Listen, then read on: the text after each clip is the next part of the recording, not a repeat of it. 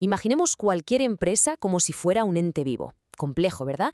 Y en constante movimiento. Al igual que en medicina se necesita una radiografía para entender qué ocurre debajo de la piel, para comprender el funcionamiento de una empresa necesitamos ver su esqueleto. Hoy vamos a analizar a fondo esa X-ray organizacional. Vamos a decodificar cómo se estructuran y cómo se coordinan realmente los equipos de trabajo. A ver, entremos de lleno con una pregunta detonadora. Si observamos una corporación consolidada, pongamos por caso Cementos Pacasmayo, ¿qué información salta a la vista sobre su funcionamiento interno? Y, lo que es aún más intrigante, ¿qué información clave brilla por su ausencia en ese diseño oficial? Ante la enorme complejidad del entorno actual, nos surge una duda monumental. ¿Podría una empresa moderna operar y además tener éxito, prescindiendo totalmente de una estructura jerárquica tradicional? Mantengamos esta idea en la cabeza.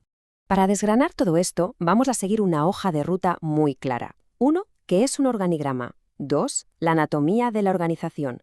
3. Beneficios del mapa formal. 4. Limitaciones del diseño. Y 5. Más allá de la jerarquía. Empezamos. Punto 1. ¿Qué es un organigramo? Lo fascinante aquí es el tremendo contraste entre dos pesos pesados. Por un lado, tenemos a DAF, que en 2021 define el organigrama como el mapa visible de la arquitectura organizacional. Es decir, lo que nos muestra quién manda, los canales de comunicación, los departamentos, en definitiva, lo oficial. Pero ojo, porque Mintzberg, ya allá por 1979, nos lanzaba una advertencia absolutamente crucial. Nos decía que este mapa solo captura la estructura formal, deja totalmente en la sombra la estructura informal, las alianzas prácticas del día a día y, sobre todo, las verdaderas redes de poder. Y fijaos, esto explica por qué este tema es tan vital. En su esencia más pura, las organizaciones son literalmente artefactos de coordinación. Da exactamente igual si hablamos de una pequeña microempresa familiar operando en Trujillo o de un gigante corporativo global como el Grupo Intercorp. Absolutamente todas tienen que responder a la misma pregunta fundamental. ¿Cómo dividimos el trabajo y cómo coordinamos lo que hacemos? Bueno, pues el organigrama es la respuesta gráfica y directa a ese enorme desafío. Pasamos al punto 2, la anatomía de la organización. Aprender a leer esta simbología estándar, la de Franklin Fyshkowski, es casi como descifrar un mapa del tesoro. A ver, cada rectángulo o casilla representa una unidad orgánica a un puesto formal. Las líneas continuas verticales son la clave del mando. Conectan directamente a un jefe con sus subordinados. Hablamos de autoridad lineal pura y dura.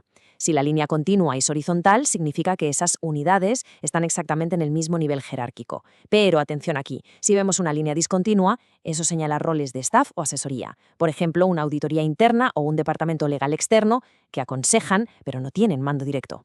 Aparte de los símbolos, estos mapas se clasifican según su alcance y su propósito. Según su alcance pueden ser microadministrativos, cuando se enfocan en una sola empresa, macroadministrativos, que son los típicos de grandes holdings empresariales, o mesoadministrativos, que abarcan a organizaciones de un sector entero. Y luego, por su finalidad, tenemos los informativos para el público general, los analíticos, que tienen un nivel de detalle tremendo para uso interno, y los formales, que básicamente son la estructura oficial y aprobada por la organización. Vamos a aterrizar esto con un ejemplo muy concreto, el caso de Alicorp. Imaginemos su estructura organizativa. El área de auditoría interna tiene un rol clave, ¿verdad? Pero su función es de asesoría, es personal de staff. Esto significa que en el mapa lo veremos conectado con una línea discontinua hacia el directorio. Asesora al más alto nivel, por supuesto, pero no tiene autoridad lineal sobre, digamos, el área de marketing o la de finanzas. Esta es la precisión técnica que nos permite captar un organigrama en cuestión de segundos. Lo que nos lleva al punto 3, beneficios del mapa formal. Según el investigador Jones, existen 5 funciones absolutamente fundamentales que convierten al organigrama en una herramienta indispensable en el día a día. Primera, clarifica la autoridad, así nadie se confunde sobre a quién reportar. Segunda, facilita la coordinación y la integración al mostrar cómo se articulan las distintas áreas. Tercera, deja clarísima la división del trabajo y la especialización. Cuarta, mejora muchísimo la comunicación organizacional porque todos saben quiénes son sus interlocutores formales.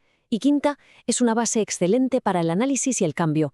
Nos permite ver de un plumazo si hay tareas duplicadas o si un directivo está asumiendo una carga de control excesiva. Y ahora el punto 4. Limitaciones del diseño.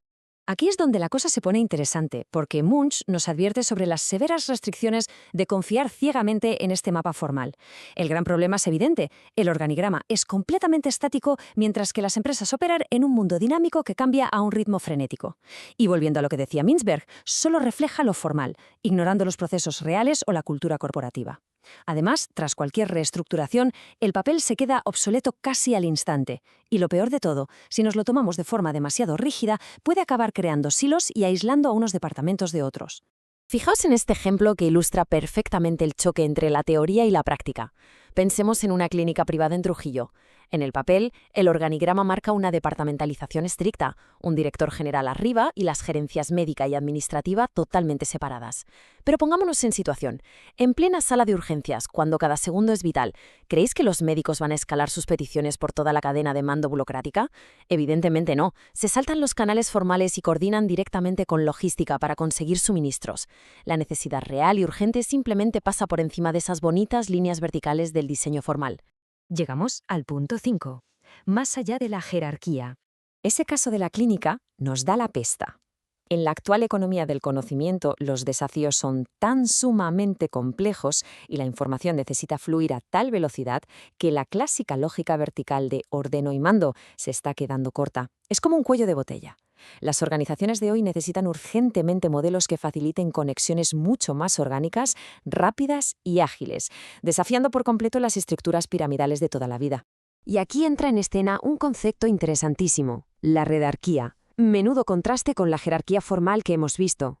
Mientras que la jerarquía es vertical, estática y se basa estrictamente en el mando y control, la redarquía nos propone una estructura reticular, como una red.